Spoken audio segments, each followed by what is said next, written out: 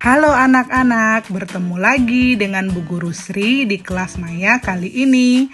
Apa kabar kalian semua? Semoga kalian sehat dan berbahagia ya.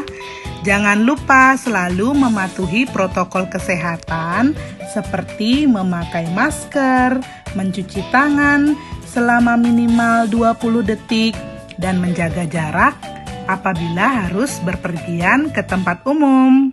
Hari ini kita akan belajar mengenai ekosistem. Nah, kalian pasti tahu kan kalau semua makhluk hidup memerlukan lingkungan tertentu untuk memenuhi kebutuhannya. Lingkungan adalah segala sesuatu yang berada di sekitar makhluk hidup. Sebuah lingkungan terdiri atas bagian yang hidup atau biotik dan bagian yang tidak hidup atau abiotik. Bagian yang hidup terdiri dari tumbuhan, hewan, dan makhluk hidup lainnya. Sedangkan bagian tak hidup terdiri dari cahaya matahari, air, udara, dan tanah. Selanjutnya, cahaya matahari dapat menghangatkan udara, air, dan tanah agar mencapai suhu yang sesuai kebutuhan hidup makhluk hidup. Cahaya matahari juga membantu tumbuhan membuat makanan. Proses pembuatan makanan pada tumbuhan dengan bantuan sinar matahari kita kenal dengan istilah fotosintesis. Air dan tanah merupakan bagian penting dari sebuah lingkungan. Air yang turun dalam bentuk hujan meresap ke dalam tanah. Air di dalam tanah ini akan dimanfaatkan oleh tumbuhan yang hidup di atasnya dan makhluk hidup kecil lainnya yang hidup di dalam tanah. Bagian hidup dan tak hidup di sebuah lingkungan saling berinteraksi dan saling bergantung satu sama lain. Interaksi antara makhluk hidup dan benda-benda tak hidup di sebuah lingkungan disebut dengan ekosistem. Ekosistem tersusun atas individu, populasi, dan komunitas.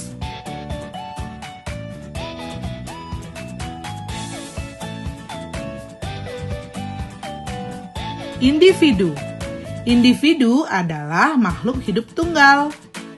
Contohnya, seekor rusa, seekor burung, dan sebuah pohon cemara. Tempat individu tinggal disebut habitat. Selanjutnya, populasi. Populasi adalah kumpulan individu sejenis yang menempati suatu daerah tertentu. Contohnya, dalam kolam ini kalian melihat kumpulan ikan, kumpulan tanaman apu-apu, dan kumpulan rumput. Selanjutnya, kita mengenal komunitas. Komunitas adalah populasi makhluk hidup di suatu daerah tertentu. Contoh komunitas misalnya komunitas sungai, dan komunitas padang rumput. Pada gambar berikut, kalian bisa melihat komunitas padang rumput. Di komunitas ini terdapat populasi tumbuhan, populasi rusa, populasi kijang, populasi badak, populasi ikan, populasi jerapah, dan populasi gajah. Sampai di sini dulu ya video kali ini. Sampai jumpa di video-video berikutnya. Ibu Guru berharap kalian sehat dan semangat selalu dalam belajar, walaupun saat ini kita belajar dari rumah.